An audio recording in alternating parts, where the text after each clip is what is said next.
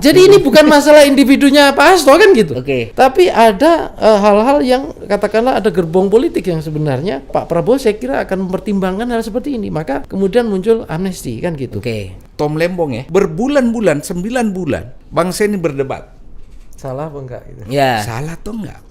Dan puncaknya ketika amar putusan dibacakan, hakim jelas-jelas mengatakan Tom Lembong tidak memiliki niat jahat. Ya, mens rea Sebagai nggak ada. mens reanya. Bisa dibayangkan nggak kalau tidak ada abolisi terhadap Tom Lembong dengan cara berpikir menurut perspektif kepentingan publik dalam konteks rasa keadilan? Tentu ada yang mengatakan selama kurun waktu ini perdebatan berlangsung, energi bangsa habis.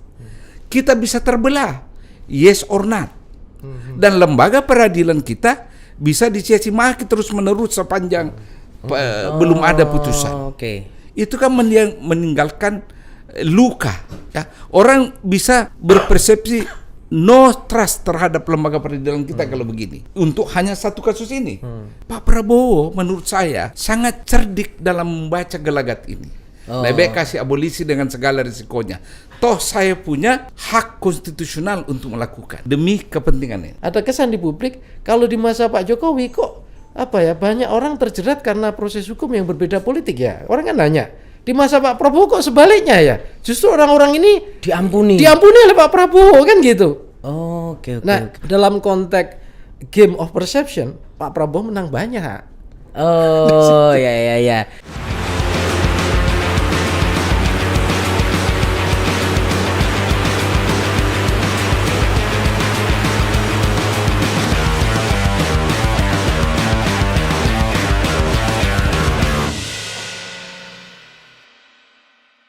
Sahabat Kompas.com, bertemu lagi bersama saya Tatang Guritno, dan hari ini spesial kita sudah ditemani oleh dua profesor ini. Hari ini kita akan membahas tentang isu yang sedang ramai diperbincangkan, dan nanti akan kita bahas, tentu kita akan ngegas di acara kelas Kompas.com. Gasprol, ngobrol gas pasti nampol.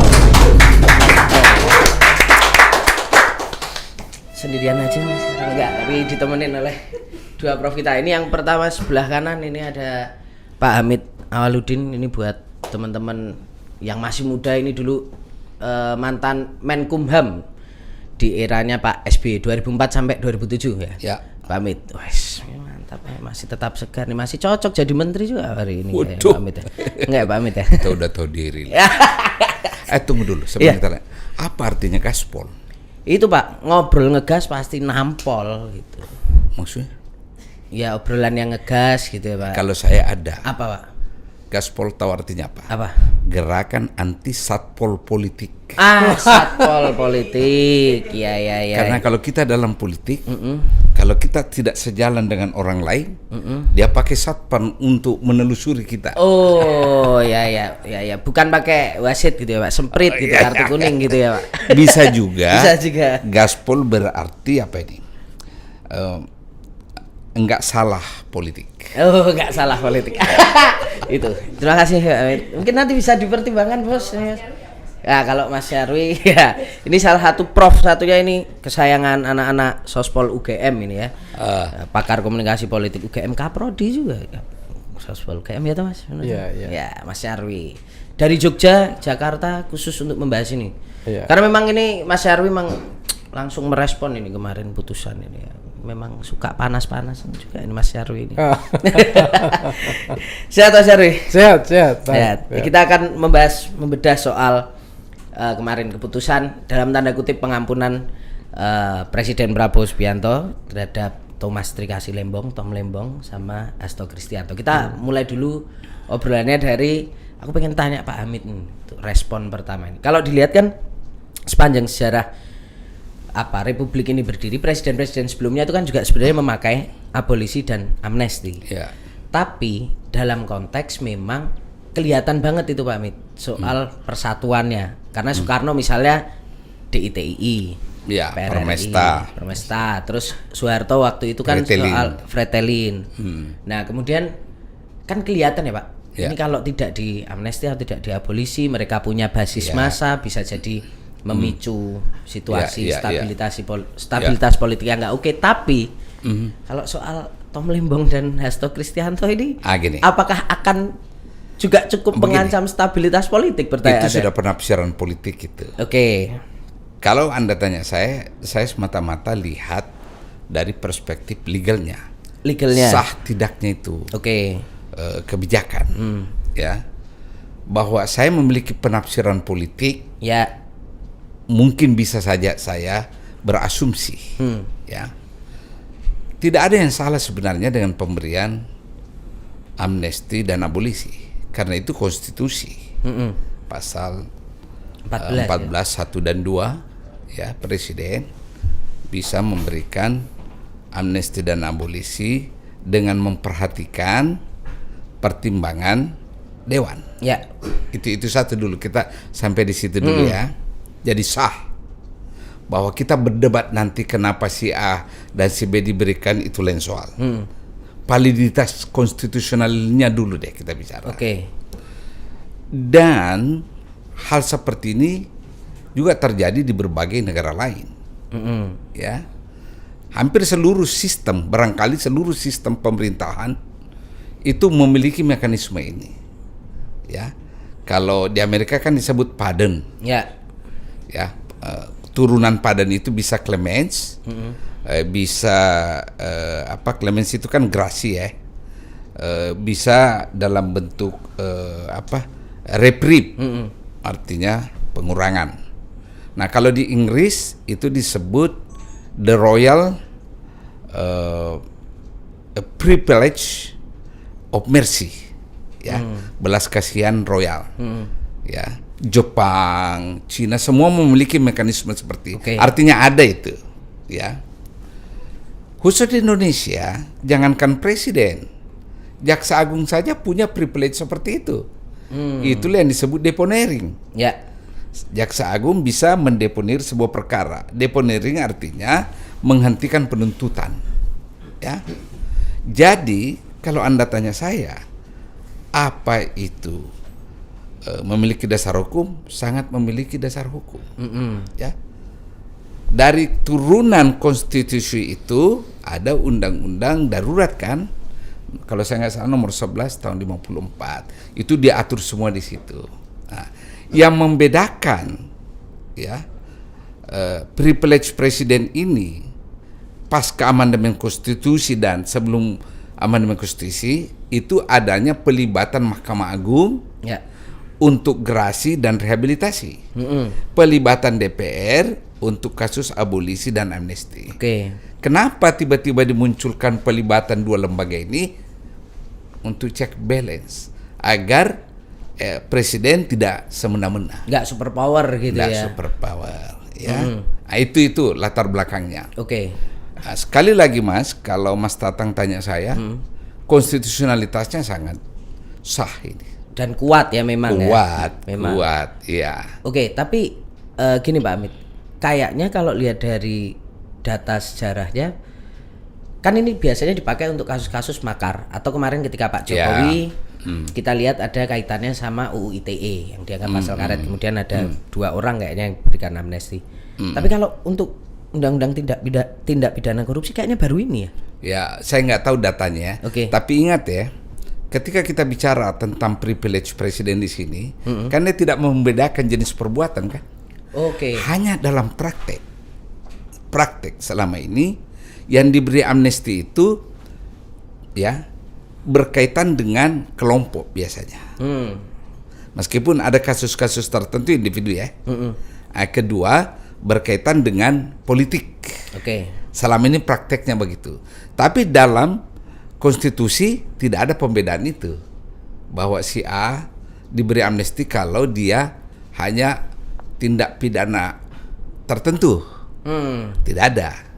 Jadi bisa saja presiden mengatakan saya menggunakan hak privilege saya untuk memberikan amnesti kepada si A dan si B tanpa melihat latar belakang kasus yang dia punyai.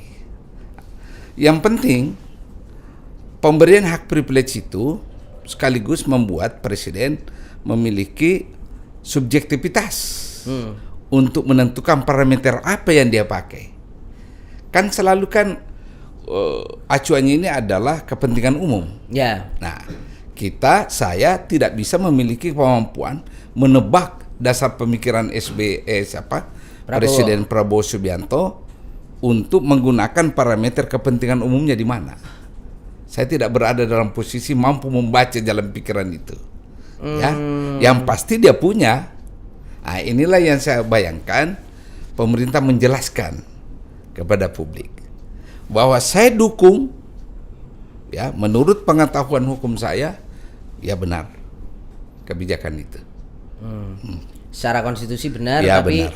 Pak Amit merasa bahwa ini pemerintah harus menjelaskan lebih lanjut Ya. nih, karena alasannya kan untuk apa? Kepentingan umum. Kepentingan umum, Ya. politik yang Ya, damai. ya pastilah ada motif itulah. politik, pasti ada motif Nah, politik. ini kita menarik nih, tanyain ke sebelah Tanya Pak Amit ahlinya, ini, tanya ahlinya ahlinya. nih, ini ya Ya. kan.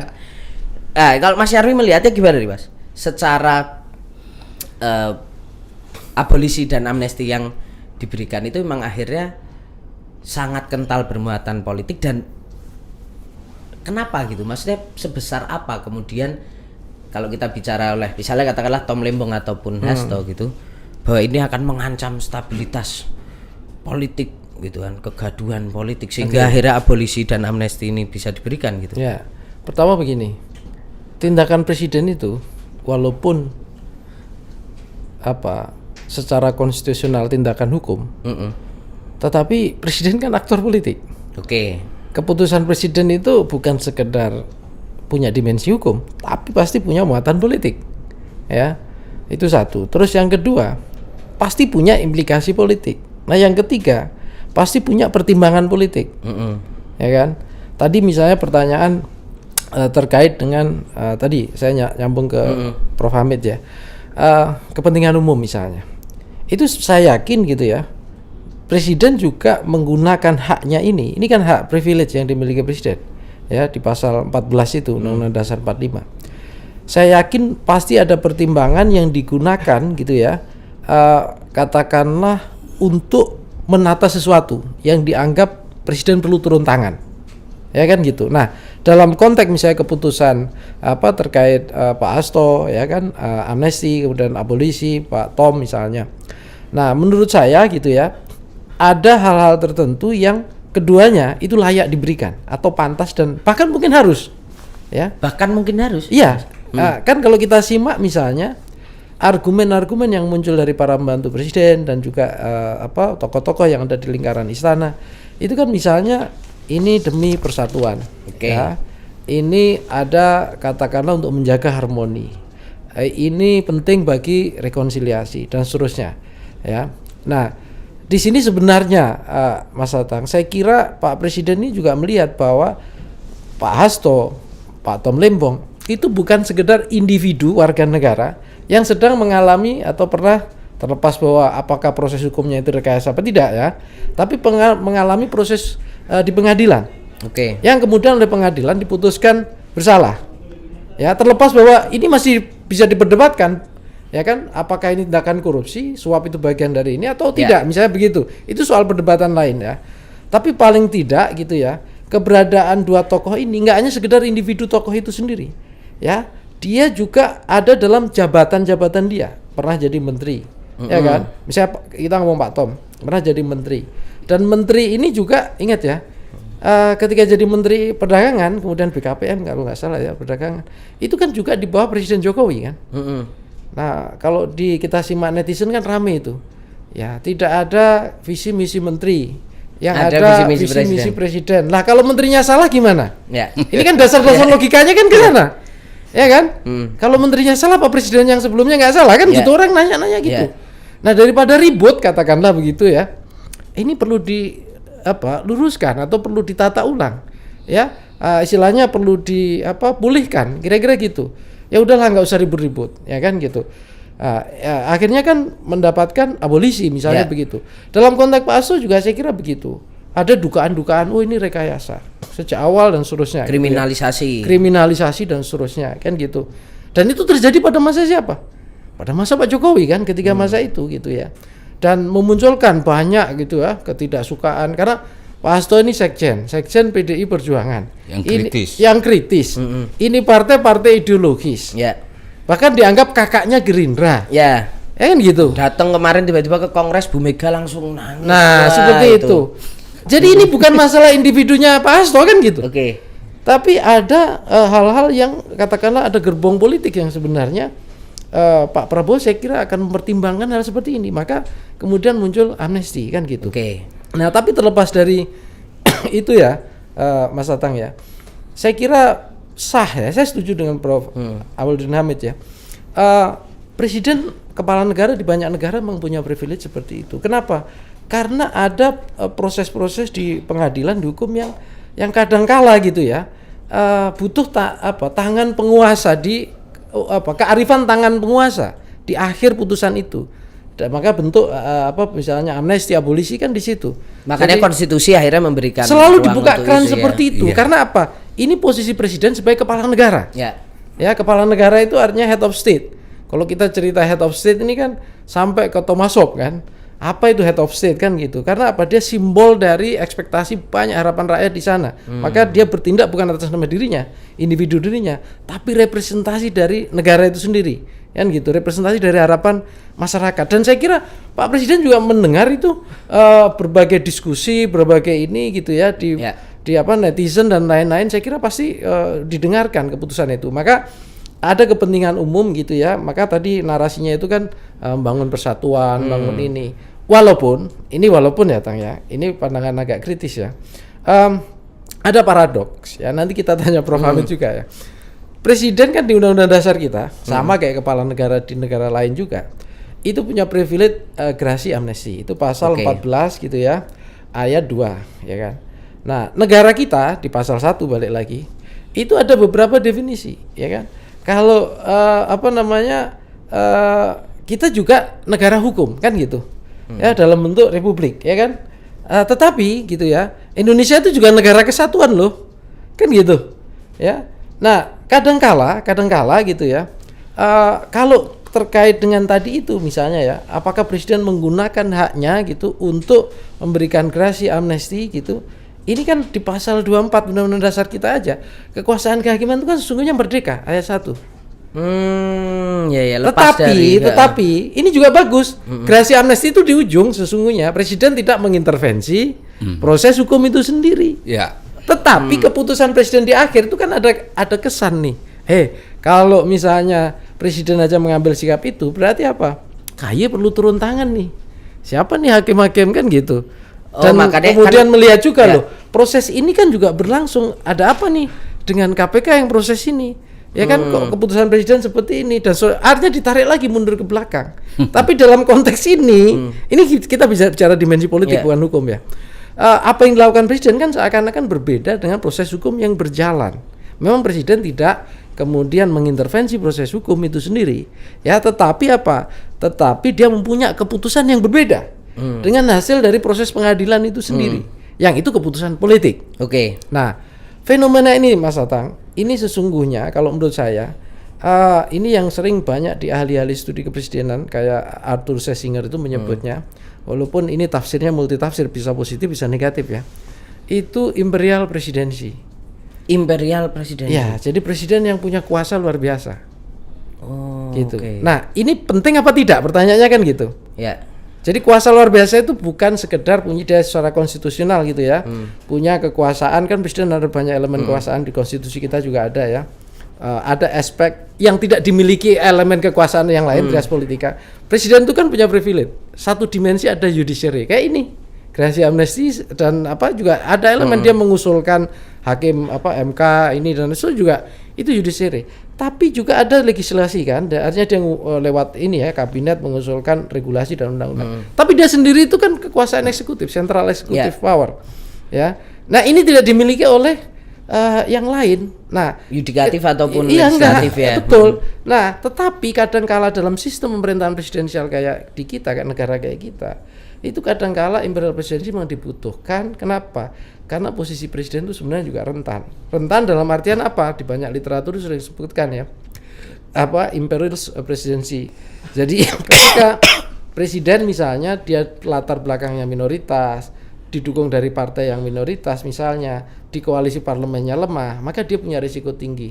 Tapi sebaliknya gitu ya, kalau presiden juga punya kekuasaan eksekutif yang bagus, legislatifnya didukung, parlemen sistem politik bagus, apalagi misalnya dukungan dari judiciary gitu ya, lembaga legislatif itu kuat, atau bahkan lebih dari itu memanfaatkan gitu ya lembaga penegakan hukum ini yang kemudian muncul fenomena imperial presidency, kekuasaan presiden yang berlebihan, yang kemudian dia menjangkau berbagai dimensi, yang ini juga tidak sehat. Makanya imperial presidency punya dua dimensi. Kalau dia digunakan secara baik, mengkoreksi misalnya kelemahan-kelemahan proses hukum kayak Pak Prabowo seperti ini, itu positif. Tapi kalau misalnya kekuasaan yang berlebihan itu digunakan gitu ya, untuk misalnya mengeksploitasi, menggunakan instrumen hukum dan seterusnya gitu ya, memobilisasi atau bahkan mengkriminalisasi gitu ya, nah ini yang berbahaya. Oke, kita coba beralih dulu Mas ke soal hukumnya nih, aku masih penasaran. Ya.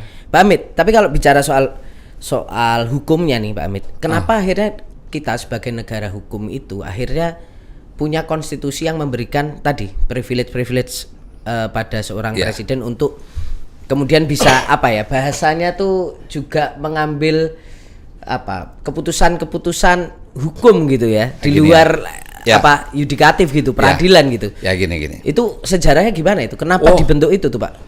Jauh sebelumnya. Oke. Di Amerika 1797 itu sudah dipraktekkan. Ya, dengan George Washington ya, presiden waktu itu.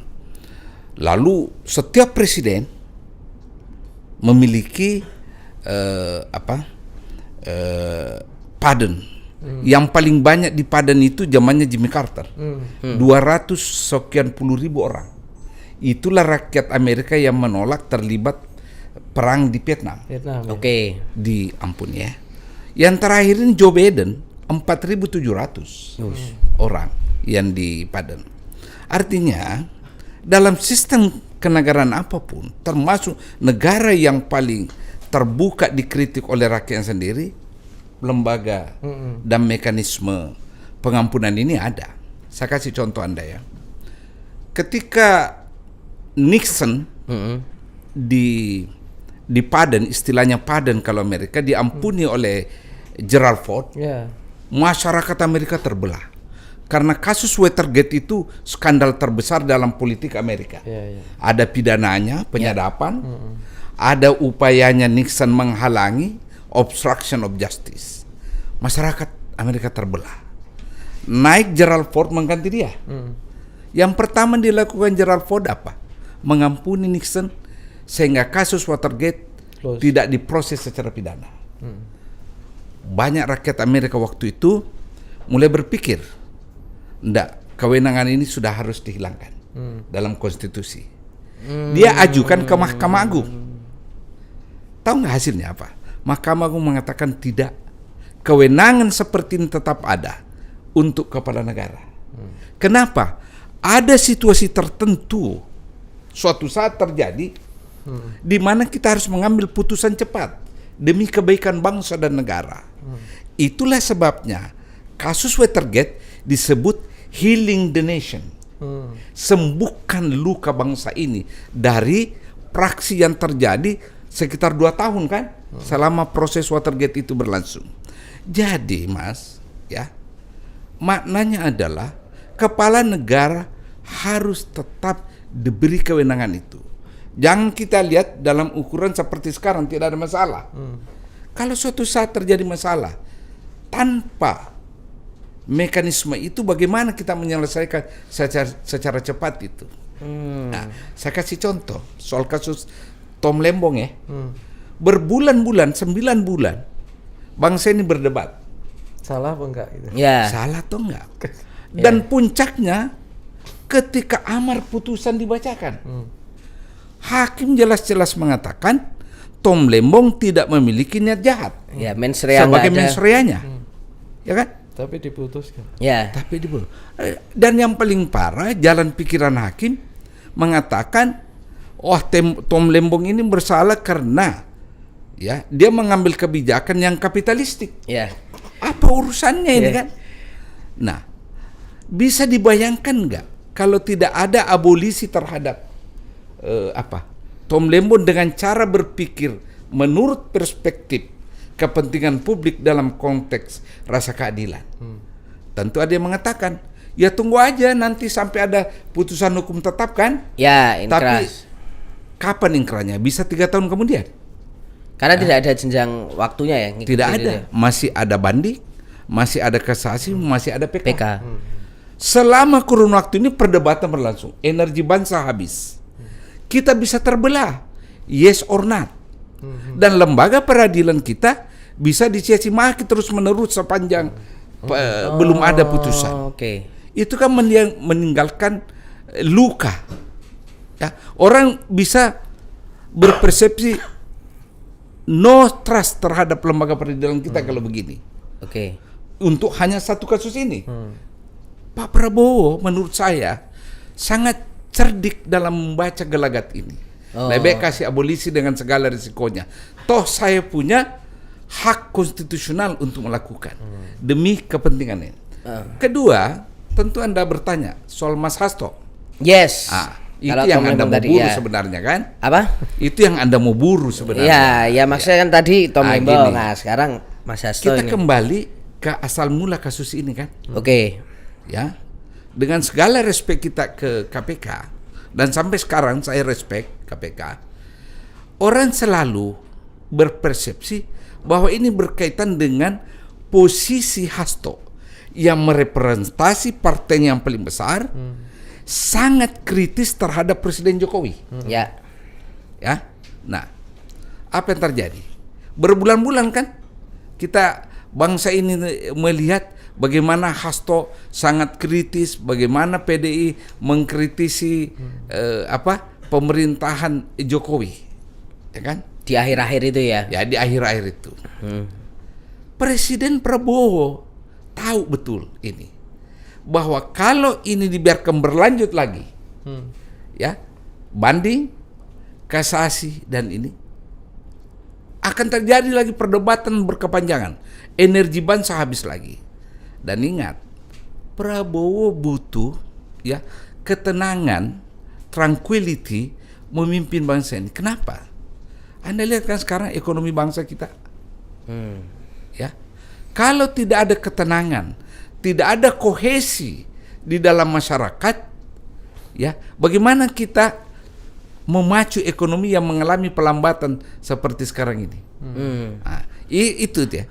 Dan bagi orang yang memimpin negara dengan berbagai persoalan, dia melihat bahwa ada cara, ada celah untuk kita bangkitkan, mengenerate ekonomi kita kembali adalah ketenangan melalui amnesti dan abolisi. Jangan kita lihat dari satu aspek saja. Kok ini kasus korupsi nggak dikasih ini? Ya. Anda tidak pro pemberantasan korupsi. Tidak sesederhana itu masalahnya. Ya, masalah bangsa kita ini ribet, majemuk, dan butuh keputusan cepat. Oke. Ini pandangan saya. Ya, nggak apa-apa. Penafsiran Emang saya. iya, ini. nggak apa-apa, Amit. Penafsiran saya. Tapi kalau tadi menyambung sama yang dikatakan Mas Nyarwi juga, ini kan bahwa ada situasi di mana akhirnya yaitu tadi kenapa putusan di pengadilan itu kemudian berbeda dengan apa yang diambil oleh seorang Prabowo Subianto, yang akhirnya hari ini kan kita juga melihat Tom Lembong melaporkan kan Pak Amit. Ya gini masalahnya, kalau presiden tiba-tiba intervensi sebelum adanya putusan pengadilan, itu dianggap interference of the independence of judiciary. Itu malah salah ya? Malah salah, penafsiran bisa liar.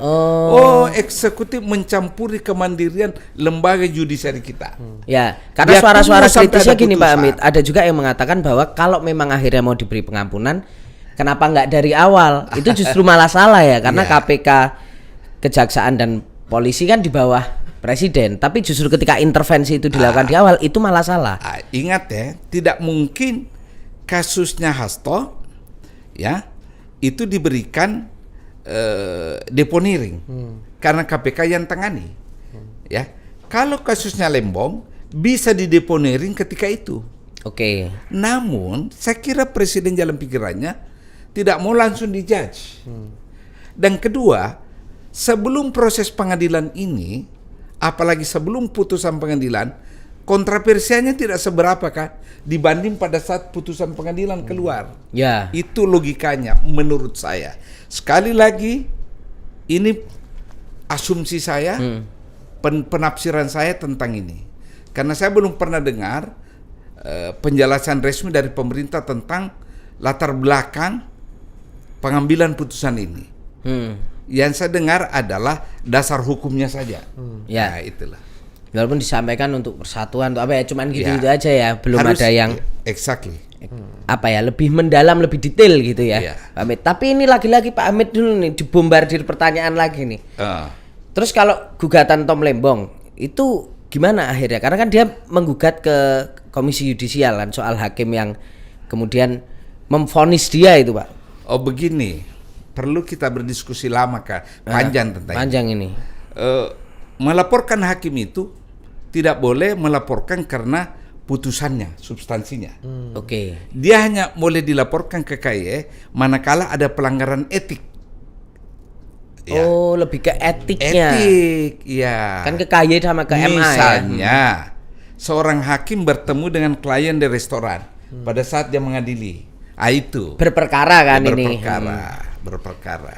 Oh, Ini oke. pemahaman saya. Oke. Pemahaman saya. Oh, ya. Bisa jadi ada pemahaman konteks lain Hmm. yang saya tidak tahu. Tapi pemahaman saya, hakim Anda bisa persoalkan dari perspektif etik, bukan perspektif substansi putusan yang diambilnya. Oke. Karena itu mencampuri interference namanya. Oke. Ya?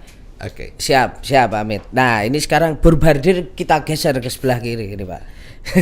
Mas Nyarwi, Ya. kalau kita melihat dari apa yang Saya boleh minum dulu ya? Oh boleh Pak, silahkan monggo.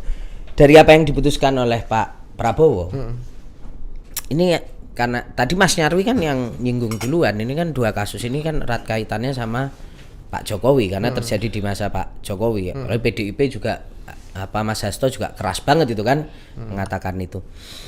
Apakah kemudian kalau secara kacamata politik putusan ini bisa dibilang bahwa ini semakin menunjukkan sinyal bahwa Prabowo ingin muncul menunjukkan diri bahwa aku sekarang presiden ya dan berjarak dengan Jokowi karena dua kasus ini kan sepertinya bola panasnya itu diarahkan lebih ke Jokowi gitu. Ya begini, memang menurut saya sangat mustahil kita berharap ini saya harus bikin statement yang mungkin lebih agak ekstrim dikit. Ya.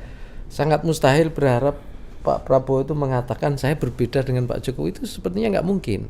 Karena dari awal komitmennya itu kan melanjutkan, Oke. ya kan, pemerintahan Jokowi. Dalam banyak kesempatan Pak Prabowo hidup Jokowi kan gitu kan. Terima kasih Pak Jokowi dan seterusnya. Yang berbeda yang bisa kita berharap adalah implikasi dari langkah-langkah yang dilakukan Pak Prabowo itu kebijakan politik dan seterusnya yang pada akhirnya bisa berbeda dengan pada Pak Jokowi. Oke, jadi kalau statement mungkin akan enggak, tapi langkah-langkah yang dilakukan mungkin akan menunjukkan ke arah situ. Ya, begini Tang, dalam politik Indonesia itu kan kita sulit ya mendapatkan pernyataan maupun ekspresi yang kemudian absolut ya, itu sesuai dengan apa yang disampaikan dari teks itu sendiri. Oke. Jadi makanya Tersirat semua lah ya mainnya. selain tersirat itu kan maknanya menjadi relatif. Maka kan seringkali kita dengar pernyataan ini sudah tapi belum. Ya. Iya kan Iya. begitu kan. Iya, sudah Karena tapi kita tidak belum, bisa ya. mengatakan ini sudah atau ini belum kan gitu. Iya. Maka akhirnya iya ini sudah tapi belum kan gitu. Oke. Jadi seringkali begitu gitu loh. Oke. Atau orang sering- Ngambang-ngambang iya, gitu atau ya. orang yang sering mengkritik Pak Jokowi itu kan ini kok sen kanan belok kiri kan Oke. gitu. Jadi kadangkala statement elit itu mengarah ke kanan tapi bisa juga gitu ya outputnya mengarah ke kiri kan gitu. Jadi kalau kamu tadi nanya soal misalnya apakah Pak Prabowo itu sudah mengambil jalan yang berbeda gitu dengan Pak Jokowi, saya kira dari produk atau langkah kebijakannya itu punya implikasi yang berbeda jelas. Misalnya begini, kenapa Maksudnya saya- berbeda nih akhirnya jadi semakin menunjukkan bahwa kita bisa mengatakan bahwa semakin berjarak. Ya, apa Jauh, yang dilakukan implikasi dari putusannya makin menjauhkan. Kalau kita ingat ya, ketika proses hukum Pak Hasto ini terjadi kapan? Di masa Pak Jokowi juga. Tom Lembong gitu ya, ketika masuk terjadi kapan? Di masa Pak Jokowi juga. Presiden di masa itu Pak Jokowi punya kuasa juga kan terkait dengan proses ini apa istilahnya politik ya. Dan saya kira juga dia ini kan juga pimpinan dari banyak lembaga kan gitu. Nah, walaupun bisa juga Jokowi bisa juga punya dilema yang sama. Apakah presiden akan mengintervensi misalnya begitu kan? Tetapi kan kita juga, harus husnuzon juga iya, ya, kan gitu. Pak Jokowi. Tidak bisa mengintervensi lembaga peradilan. Tapi kan pertanyaannya, ada yang salah nggak dengan proses katakanlah hukum peradilannya dengan data dan buktinya sehingga orang ini bisa dituntut dan seterusnya? Itu kan juga bisa diperiksa sebenarnya kan gitu sebelum masuk dalam proses hukum. Karena dengan membiarkan itu kan Pak Jokowi sering dituduh ini memanfaatkan instrumen hukum untuk politik kan gitu. Ya kan? Nah, ini juga terlepas dari ini balik lagi keputusan politik kan ada di presiden sesungguhnya. Nah, apa yang dilakukan Pak Prabowo saya kira itu berbeda kan. Dia mengambil di ujung, memang momentumnya bagus Pak Prabowo. Kenapa?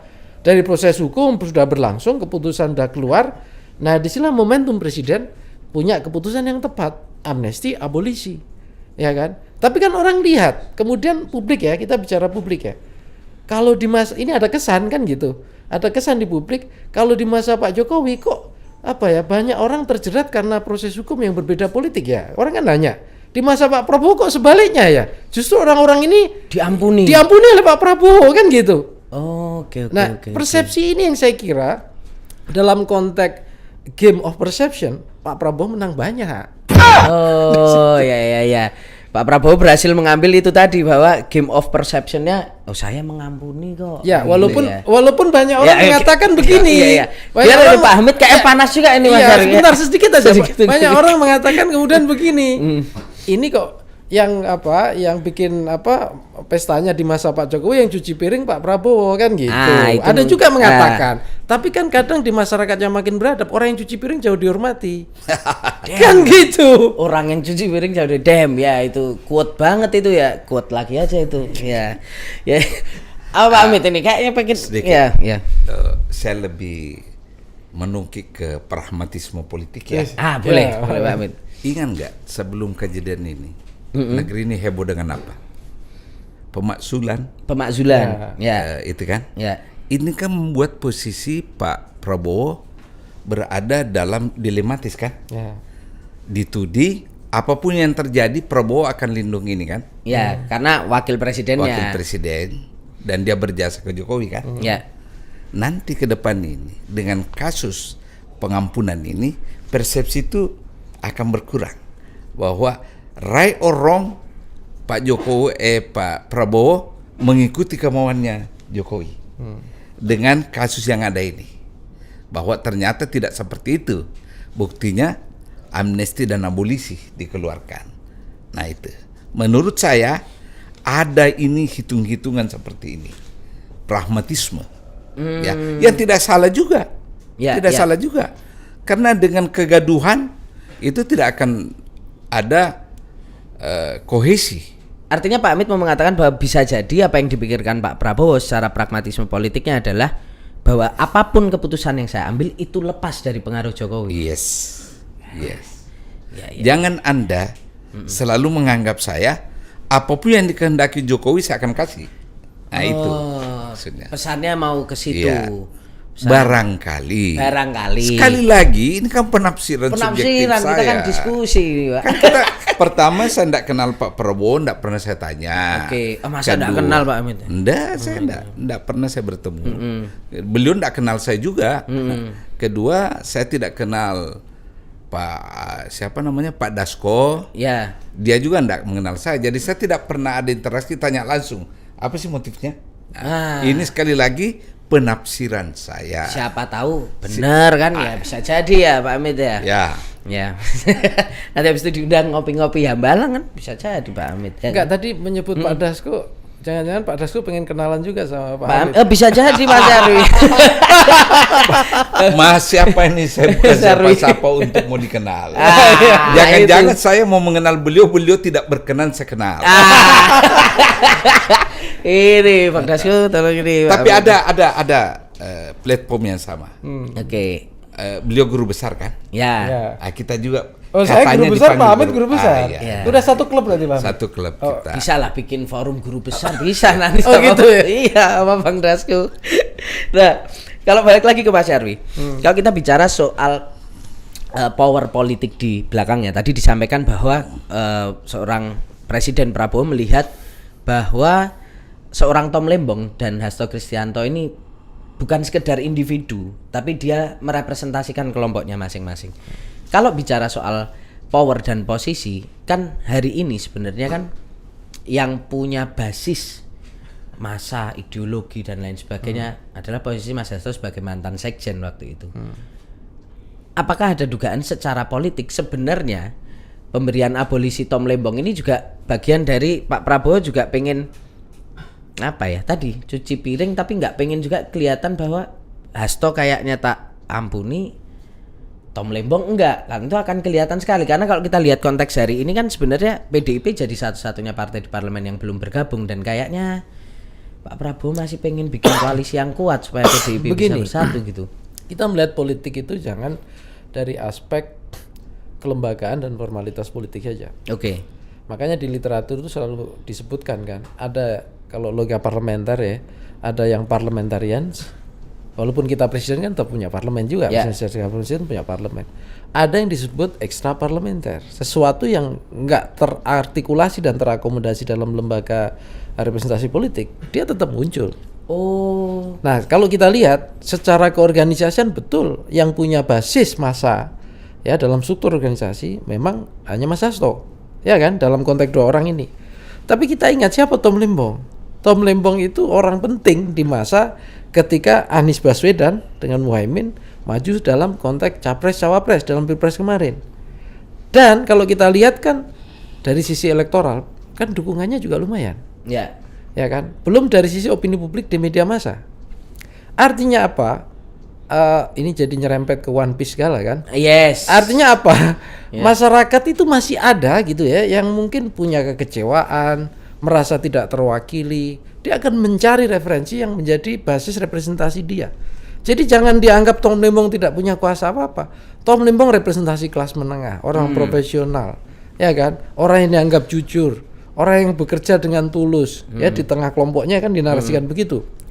Bahkan orang yang sangat lugu lah. Pak Anies pernah ngomong gitu misalnya ya, Mas Anies. Jadi ini saya kira banyak yang punya simpati dan empati.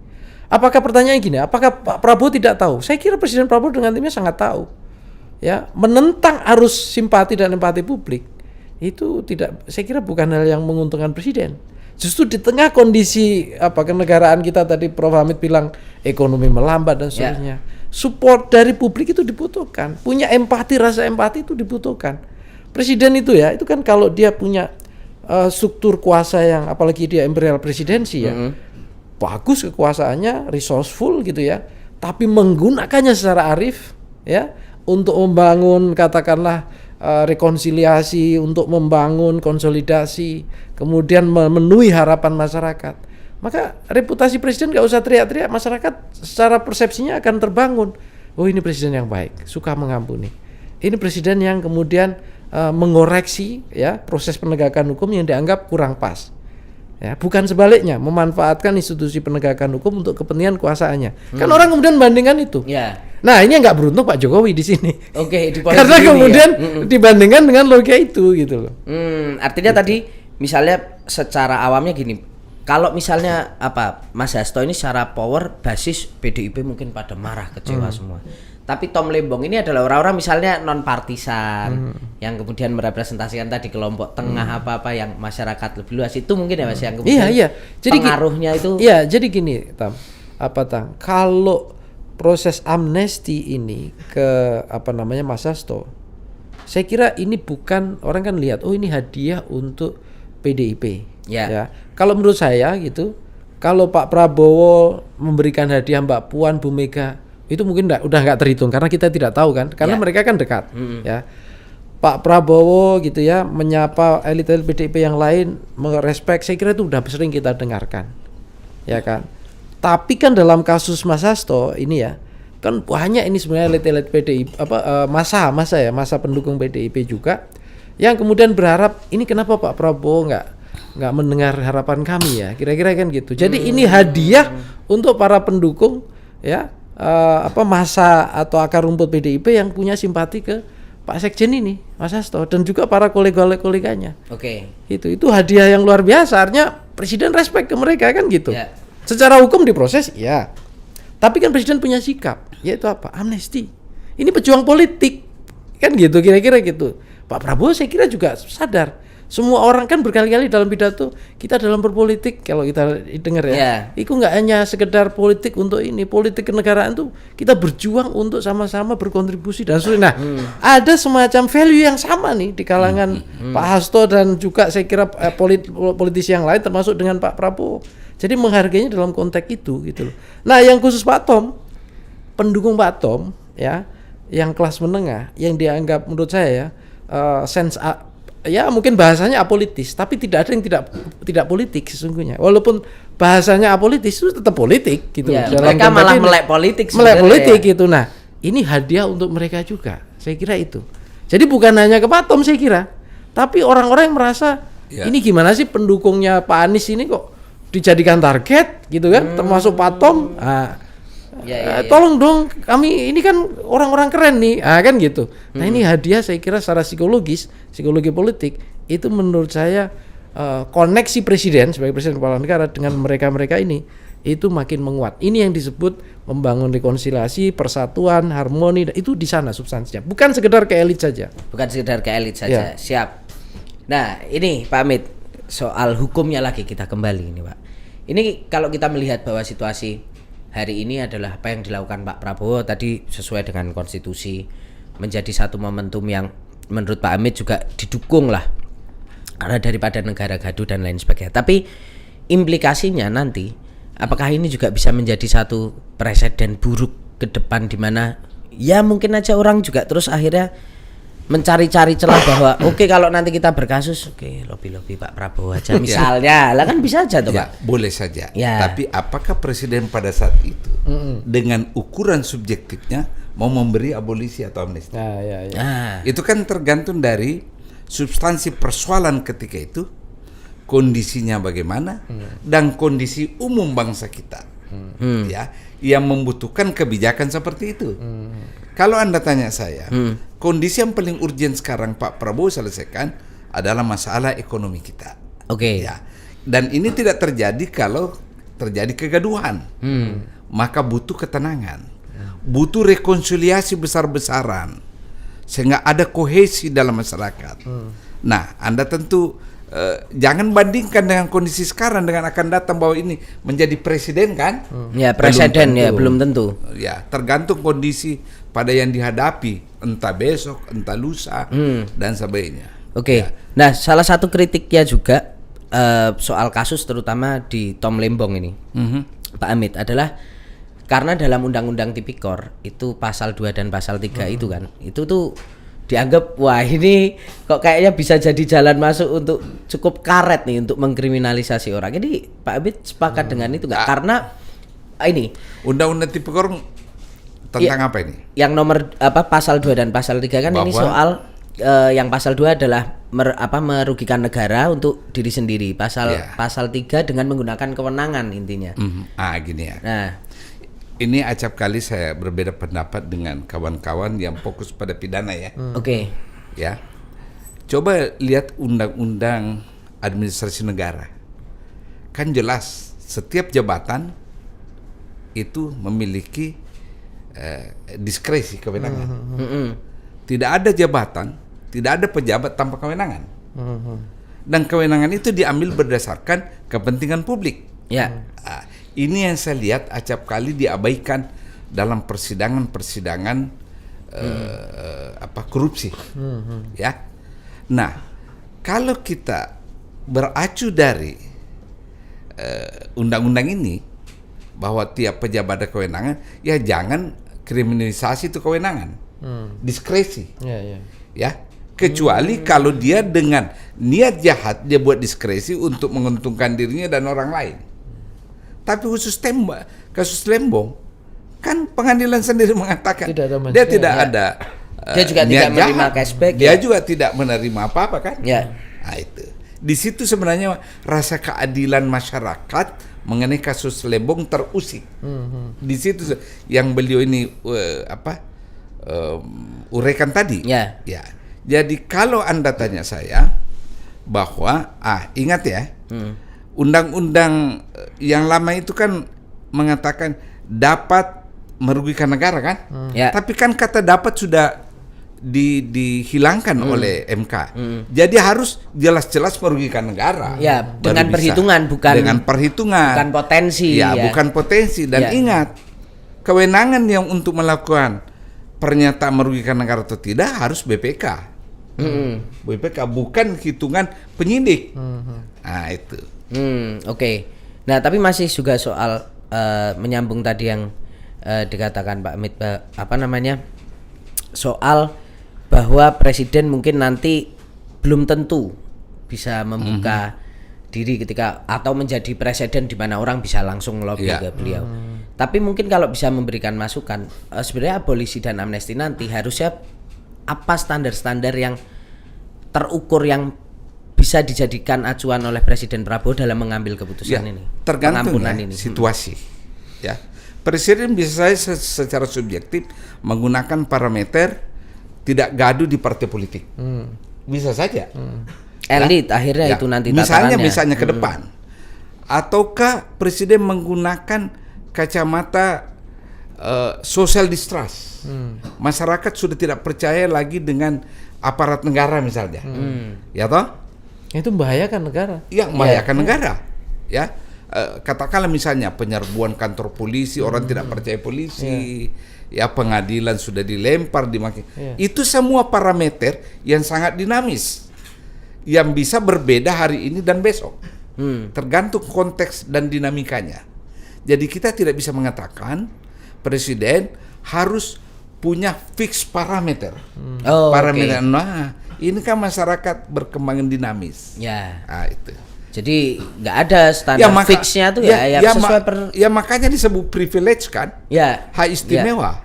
Ya. Hak istimewa terkandung di dalamnya itu adalah perspektif subjektivity dari orang yang diberi hak istimewa. Subjektivitas itu tergantung dari kondisi yang dihadapinya. Ya. Jadi akan berbeda mengikuti situasinya. Beda kan? Kalau profesor jelaskan ya. Beda kan? jelas. Ya betul itu Prof. Daging. Iya. Nah, kita kembali ke urusan politiknya nih Mas. Iya. Setelah putusan amnesti yang diberikan pada Mas Hasto, ini terlihat sekali riuh gegap gempitanya teman-teman PDIP yang sedang kongres. Bahkan tiba-tiba kita melihat satu scene yang mengharukan ketika Mas Hasto tiba-tiba datang, disambut Bu Mega. Disambut Bu Mega, Bu Mega menangis gitu kan. Anda cermat sekali mengikuti secara detail ya. Pasti Wah, tuh asik, Pak Amit sampai dinyanyikan Mega milik siapa gitu kan, gara-gara itu Punya kan. kartu anggota PDIP? Oh enggak, saya. Siapa tahu kan? Kita Kalau pantau saya dari dengan jauh. berdua beliau enggak boleh. Saya juga enggak boleh tuh Pak Amit. Iya, jurnalis ini. Nah, tapi pada dasarnya akhirnya PDIP kembali lagi menurutku narasinya tuh tetap aja ngambang. Dia tidak mengatakan secara terbuka bahwa bergabung, tapi lebih ke partai penyeimbang. Walaupun sebelum amnesti diberikan, Bu Mega sempat di dalam BIMTEK itu mengatakan kader untuk all out sama pemerintah. Tapi di statement Bu Mega yang terpublikasikan, dia mengatakan jadi partai penyeimbang aja. Ini artinya apakah kemudian proses amnesti pengampunan pada Mas Hasto ini akhirnya juga tidak berdampak secara politik kepada Pak Prabowo, di mana mungkin publik kan membacanya wah nanti kalau Pak Hasto dikasih pengampunan lepas PDIP gabung nih, ternyata enggak juga gitu. Saya kira gini, Tang, PDIP ini kan partai tua, bukan partai kemarin sore.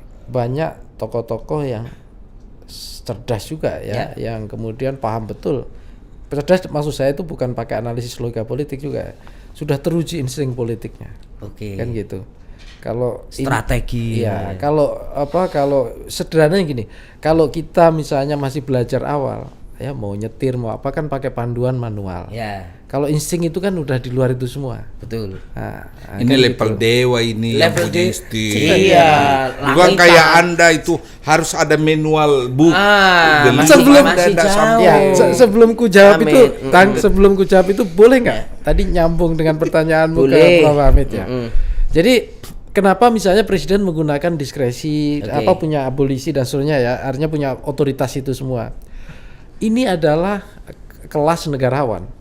Jadi nggak ada istilahnya kesepakatan atau hal-hal yang indikator yang bisa dijadikan panduan kapan presiden itu bisa mengeluarkan amnesti abolisi.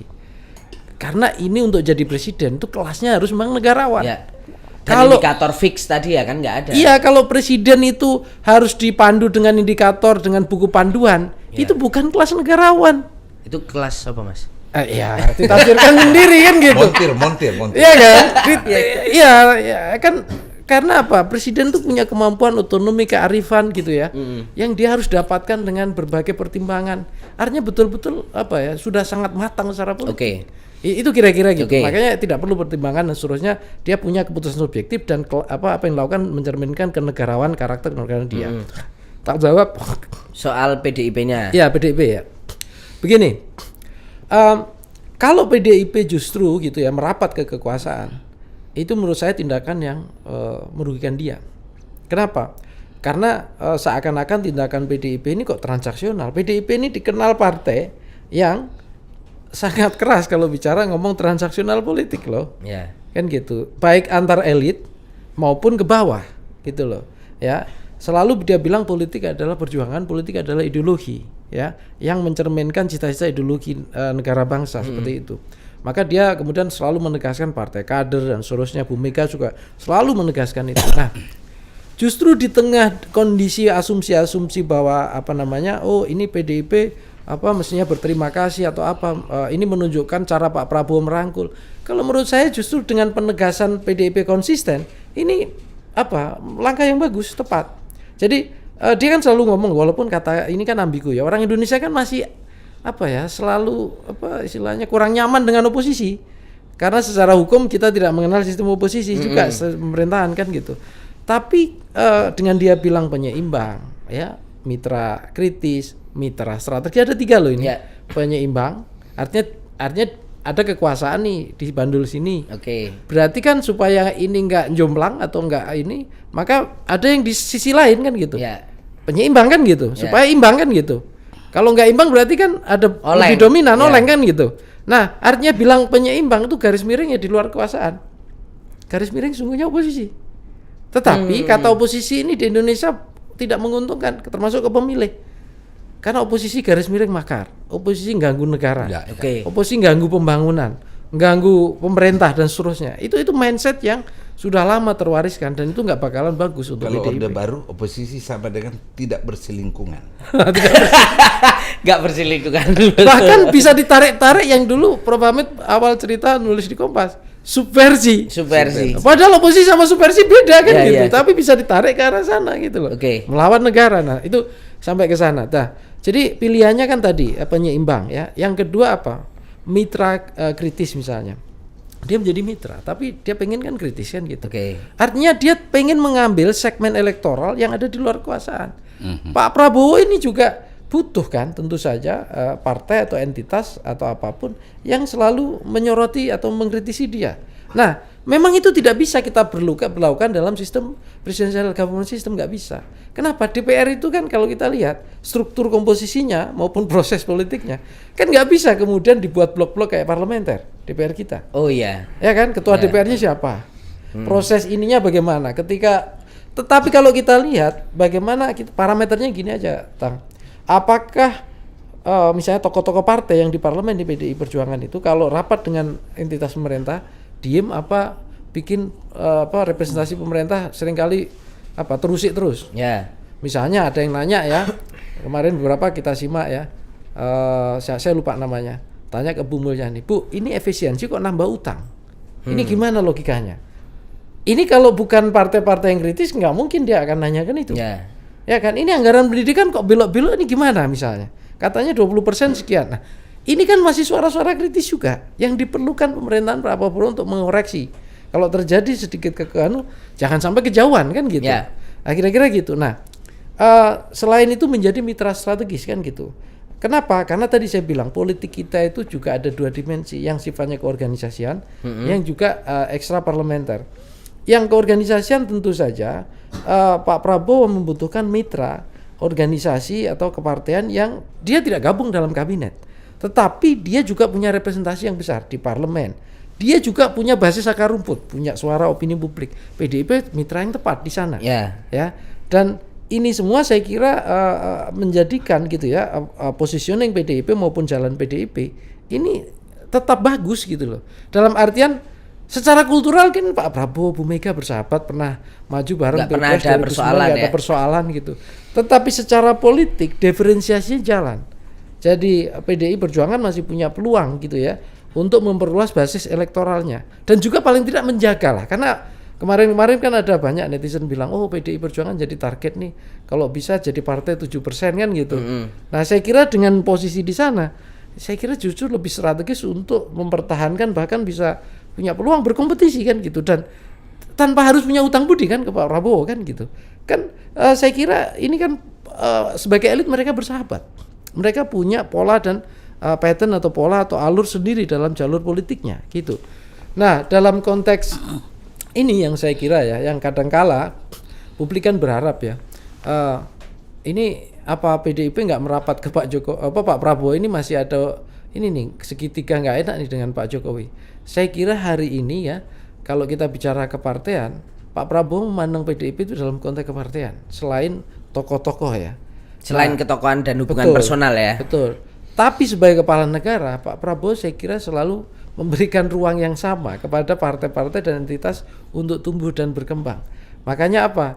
Kayak kemarin kan kita lihat kan, datang ke Solo, acara PSI, penutupan dan seterusnya, respek ke Pak Jokowi dan seterusnya, selalu dilakukan. Makan malam dan itu dilakukan. Artinya memberikan peluang sama yang untuk berkontestasi. Tapi kan ruang politiknya jelas berbeda di masing-masing ini. Sehingga kalau mengatakan bahwa ini mengaruhi ya segitiga, artinya Bu Mega PDIP nggak bisa sepenuhnya dekat karena di sana masih ada kedekatan Prabowo dengan Jokowi. Saya kira itu juga terlalu menyederhanakan. Kenapa? Karena menurut saya ya PDI Perjuangan dan juga ini itu dia punya pertimbangan yang lain yang mungkin bisa jadi gitu ya. Dia menganggap katakanlah bukan variabel yang menentukan hubungan relasi ini dengan Pak Prabowo, kira-kira gitu.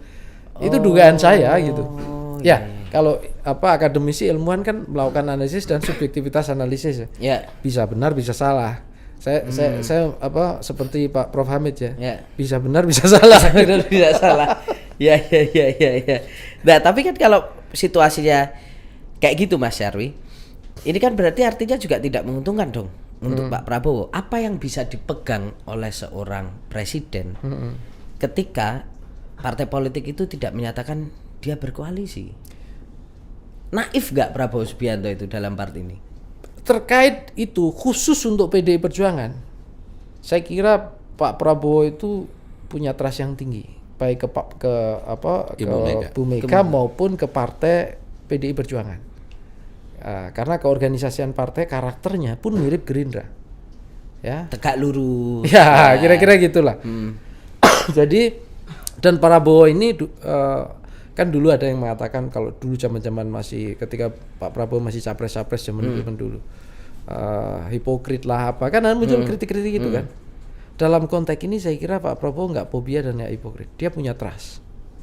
Ya, trust ke termasuk khususnya dalam konteks ini ke PDI Perjuangan.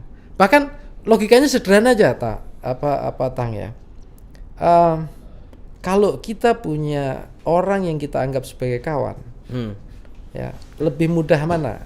Tentu kalau orang misalnya udahlah kalau udah kawan terserah dia mau ngapain aja di luar, saya percaya dia ngapain aja. Oke. Tapi justru sebaliknya, kalau ini bisa tidak membahayakan kondisi saya daripada di luar gitu ya, yang saya tidak bisa monitor, mending ya sudah di dalam rumah kami aja enak ngelihatnya kan gitu. Gimana? Apa yang disebut perkawanan dan ini di mana dalam politik kan begitu. Artinya ketika makanya kita tidak bisa juga bahwa orang yang sudah dirangkul dalam koalisi itu merasa benar-benar dekat menjadi kawan. Nggak bisa. Oh, iya, Justru orang yang bisa jadi itu di luar, tidak secara formal, itu bisa jadi kawan dan sahabat sejatinya. Iya. Malah justru yang kelihatannya tidak satu rumah bisa jadi paling deket gitu ya bahasanya. Ya kalau kita udah percaya ke teman saudara kita, ya aku mau, udahlah kamu kemana aja aku percaya kan Ya, gitu. nggak ketemu tiap hari pun bisa. Ya jadi, kamu pulang pun nggak bakalan bakar rumah kita kan gitu.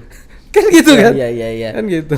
Artinya teman-teman yang ada di dalam koalisi sendiri juga belum tentu bisa memiliki kedekatan, trust yang sebegitunya ya. Tidak Ya. menjamin juga. Tidak ada jaminan. Ya. Politik itu kan nggak hanya ideologi, politik juga chemistry kan. Oke. Dan kita bisa lihat kok tidak mudah kan gitu. Ada yang bagus relasinya berbeda posisi, tapi tetap berteman, berkawan dan sangat trust gitu ya. Oke. Ritmenya udah ketemu. Kenapa? Karena value-nya ada kemiripan. Ya. Ya ada kemiripan. Kadang-kala itu gini juga, Tang. Kalau kita bermain, nggak usah dalam politik lah ya. Orang bermain musik gitu ya. Alat musiknya kan beda-beda. Tapi begitu udah ngerti, oh mainnya apa ini sama si ini. Apa kita mulai dari udah jalan bareng. Kita udah bisa menyesuaikan iramanya. Ya. Udah gitu. Udah cocok gitu ya. Iya. Siap. Nah, Pak Amit, ini balik lagi soal hukumnya nih. Apakah kemudian ketika balik lagi soal pengampunan tadi, dan Pak Amit tadi kan sempat menyinggung bahwa Pak Prabowo momentumnya pas mengambil di posisi ini, jangan sampai masyarakat itu kemudian distrust aparat penegak hukum kita. Tapi ketika keputusan ini diambil, pertanyaanku yang pertama adalah apakah akhirnya justru ini juga menunjukkan bahwa aparat hukum kita tuh belum bersih secara politik gitu, artinya tidak bebas nilai di situ. Penafsiran seperti itu sangat sah. Sangat sah. Konstitusional itu. Melihat perilaku beberapa kasus, beberapa kejadian di bawah, ya itu sah sekali penafsiran itu bahwa aparat penegak hukum kita memang belum mencerminkan aparat yang profesional. Di mana-mana keluhan itu terjadi. Ya, apakah itu levelnya tingkat kalau misalnya di kepolisian levelnya polsek atau di bawahnya dan sebagainya dan seterusnya. Begitu pula aparat sipil negara bernama Pemda, bernama Kementerian ABC. Tidak usah kita tutup-tutupi suara-suara miring seperti itu menjadi santapan tiap hari. Jadi memang ada sesuatu di bawah yang tidak bisa kita nafikan ya. Jangan kita nafikan yang begituan dengan memoles bahasa dan sebagainya. Ada memang itu. Sehingga masyarakat tidak puas sebenarnya itu. Anda sendiri kan di media kan seringkali Anda ungkap, seringkali Anda investigasi dan seterusnya dan sebagainya. Artinya barang itu memang ada. Nah ini pertanyaan agak beloknya agak nyeleleknya agak lumayan jauh nih Bro. Artinya dengan situasi itu bahwa hari ini kita lihat ada abolisi, ada amnesti, dan kemudian mungkin itu bisa menjadi jawaban bahwa oh ya Presiden Prabowo mengambil sikap atas kasus yang kemudian sempat ditudingkan adalah bagian dari kriminalisasi. Padahal kan sempat ada omongan juga kalau mau motong itu dari kepalanya. Ya Pak Amit, ini agak. Jadi begini, jangan melihat dari perspektif beda ya. Lihat perspektif lain bahwa dengan abolisi ini, amnesti ini adalah pesan kepada aparat penegak hukum di bawah. Lu hati-hati sebagai bawahan saya, ya. Kamu harus profesional karena kalau you salah dan merugikan rasa keadilan, itu saya bisa menggunakan hak prerogatif saya. Jadi hati-hati. Bisa juga kita lihat dari perspektif itu. Jadi Pak Prabowo ingin menyampaikan itu ya ke bawahnya gitu ya. Ya sekali lagi penafsiran ya. Penafsiran nggak apa-apa Pak Amit. Iya. Tapi gini Tang, nyambung dengan Pak Amit ya. Saya kira presiden ini menggunakan privilege-nya ya. Hak prerogatifnya itu sudah berkali-kali. Yang kita bahas ini kan amnesti abolisi dalam konteks hukum judiciary ya. Sebelumnya itu kan ada kawan kita juga misalnya Hasan Hasbi itu kan sempat blunder ya. Diminta tuntut mundur dan seterusnya. Siapa yang di depan justru mengklarifikasi? Yang minta maaf Pak Prabowo kan gitu. Saya sebagai presiden mungkin kurang ini dan seterusnya. Waktu pertemuan dengan beberapa betul. Maka ya kita harus ini dan diminta lagi masuk misalnya seperti itu. Artinya apa? Mau resign nggak boleh. Iya mau resign nggak boleh. Artinya apa? Prabowo ini tipe pemimpin atau leader yang take risk, mengambil risiko. termasuk apa-apa yang mungkin kurang pas dilakukan oleh anak buahnya. Ya, nah, tetapi ini sebenarnya juga warning ke anak buahnya kan kira-kira gitu. Dalam arti sebagai kepala negara, kepala pemerintahan kan punya pembantu presiden, punya ini dan seterusnya. Ya, sebagai kepala negara dia mengangkat banyak lembaga penegakan hukum kan gitu. Ya, dari kepolisian, kejaksaan dan seterusnya. Ya, terlepas bahwa ada perdebatan lain ya. Misalnya apakah kejaksaan itu harus di luar kabinet apa tidak di masa Pak Habibie itu di luar. Tapi setelah itu kan semuanya masuk kabinet kan gitu. Ya, termasuk misalnya perdebatan yang belum selesai juga, KPK ini idealnya lembaga yang benar-benar independen atau kayak sekarang kan gitu. Ya di bawah presiden misalnya begitu. Jadi terlepas dari apapun itu, saya kira leadership presiden ini tipe Pak Prabowo itu presiden yang berani ngambil risiko termasuk mengoreksi apa-apa yang kurang pas dilakukan oleh anak buahnya itu. Ya, dan ini juga sekaligus warning. Masa kalian kira-kira gini lah, masa kalian menganggap saya sebagai leader tapi semua hal yang harus cuci piring kan gitu. Tahu diri kan gitu. Kira-kira apa Prabowo kan gitu. Ya, kira-kira gitu. Tapi walaupun ini di kalangan netizen ini udah sering ada pola gini nih, Mas, dianggapnya adalah Pak Prabowo ini ada kebijakan bikin pro kontra, dibiarin, terus tampil sebagai hero. Polanya kayak gitu. Itu pandangan itu gimana Mas Jarwo melihat ya? Enggak, itu saya kira gini. Dalam politik kalau dianggap itu social engineering politik, ya itu wajar-wajar. Ya karena apa? Nature dari Presiden Prabowo ini kan dari ketika masuk ke dunia politik, starting point-nya dia populis loh, nasionalis, populis. Tentu ketika dia berkuasa pengen menjaga koneksinya dengan publik melalui populismenya dia. Ya kan? Tentu ada banyak cara. Mungkin orang-orang hukum juga mengkritik langkah presiden yang katakanlah menggunakan hak privilege-nya ini adalah populisme hukum sesungguhnya. Presiden memberikan menggunakan privilege-nya untuk apa? Supaya memenuhi harapan ekspektasi rasa keadilan misalnya begitu. Itu kan juga ke sana. Apakah itu itu wajar gitu. Sekarang gini loh, kalau saya prinsipnya begini. Seorang penguasa atau misalnya kayak presiden, bahkan dia dengan nature kuasanya imperial power presiden sekalipun, nggak ada masalah sejauh bahwa itu digunakan untuk hal yang bisa memberikan manfaat, yang kebaikan, bukan misalnya sebaliknya menggunakan kekuasaan gitu, misalnya dalam konteks menguntungkan kelompoknya, atau bahkan kemudian merugikan gitu ya, yang lain, atau bahkan mungkin makanya kan ada banyak dilema dalam konteks, sedikit saya tambahkan imperial power presidensi ini, kalau presiden sangat lemah dia menjadi imperialis, imperial ya, artinya presiden tuh dalam posisi nggak bisa ngapa-ngapain ya, karena ini. Tapi kalau dia terlalu dominan dan kuat menyalahgunakan kekuasaan, sesungguhnya dia bisa menjadi imperialis. Ya, semena-mena kan gitu. Kan gitu. Nah ini tentu yang berbahaya. Makanya wajah dari ini bisa tergantung subjektivitas dan kearifan presiden itu sendiri. Ya. Nah kita berharap kalau presiden menganggap kenapa tiba-tiba ini ada ini kemudian yang take credit istilahnya taking point atau image di situ presiden tidak ada masalah sejauh bahwa ada agenda besar yang dianggap penting. Contoh apa? Ini nih jangan gaduh. Kita butuh stabilitas nih. Stabilitas tentu dengan cara yang demokratis, nggak pakai di pressure ya, tapi masyarakat supaya merasa nyaman, tenang dan seterusnya. Supaya apa? Siapa tahu ekonomi bergerak, siapa tahu ini. Apakah itu nggak baik? Itu bagus, kan gitu.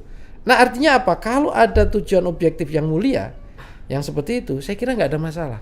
Bahwa presiden butuh support, presiden butuh dukungan publik, itu saya kira nggak ada masalah sejauh bahwa dia memerlukan kuasa itu untuk mencapai sesuatu yang punya manfaat besar ke masyarakat kita. Ya siapa tahu, kita kan nggak tahu habis ini misalnya tiba-tiba terjadi keajaiban walaupun sepertinya sulit ya. Ekonomi misalnya bergerak sampai angka 6,5% misalnya, masyarakat bisa kerja, lapangan kerja terbuka. Siapa nggak senang kan gitu? Kan gitu.